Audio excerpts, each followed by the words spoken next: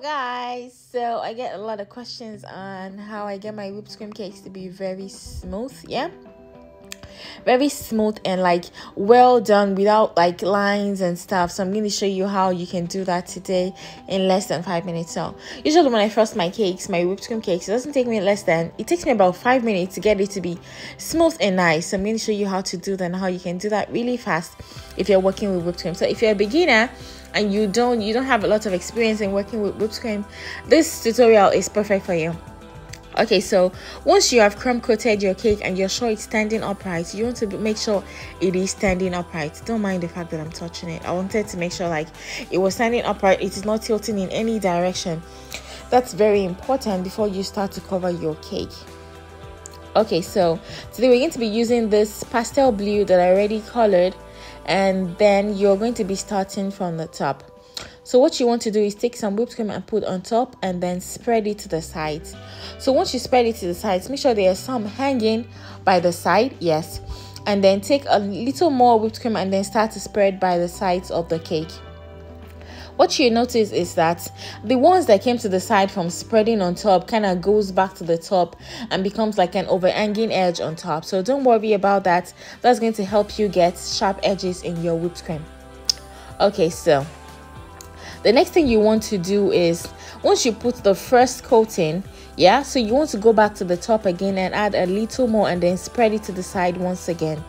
The reason why you're spreading it to the side is because the overhanging part kind of adds to the amount of cream you put to the side, so it makes it a lot easier for you to add more and then like even the whole thing out, if that makes sense to you guys. So what you want to do next is to fill in the extra spaces where like you can still see some of your cake, because you don't want to see any part of your cake. You want to, like, before you start to smoothen at all, you want to make sure every part is covered in cream.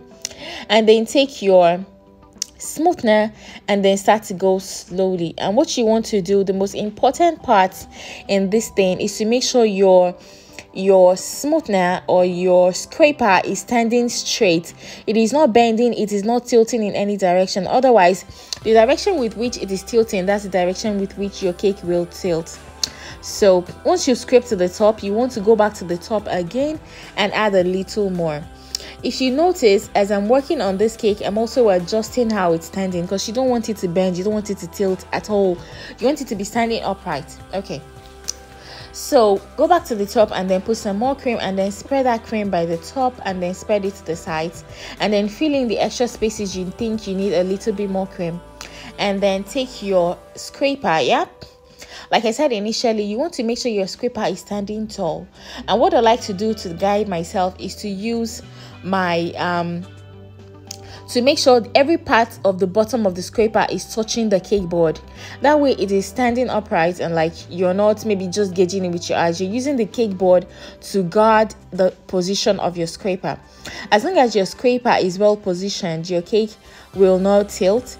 And as long as your scraper is well positioned, you can move your turntable as many times as you want, and it will keep scraping the sides of your cake and it will scrape it neatly.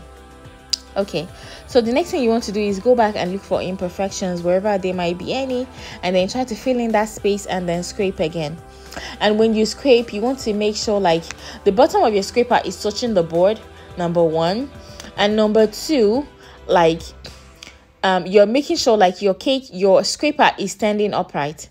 And then you want to turn the turntable, just keep turning it, like keep turning it slowly, and then it keeps scraping out all the excess parts. So this is all you have to do, and you're going to get a cream cake, a nice cake. Another thing I like to do is to take my scraper, once it is once I've already done this and it is clean, I like to take my scraper and make it wet. The reason is because when you're working with whipped cream and you have a wet scraper, it makes it even a lot neater than if the scraper had cream on it before, if that makes sense. So what you want to do is, once you've smoothed to a point, you want to take your scraper and make it wet. Just clean it up and then use the wet scraper with like tiny bits of water on it still, and then scrape your cake. It makes it a lot neater. And see how this looks. It looks really nice, and like I'm turning my turntable in beats, so really nice. For the overhanging parts on top, don't worry about them. I'm just going to show you how to fix it in a second.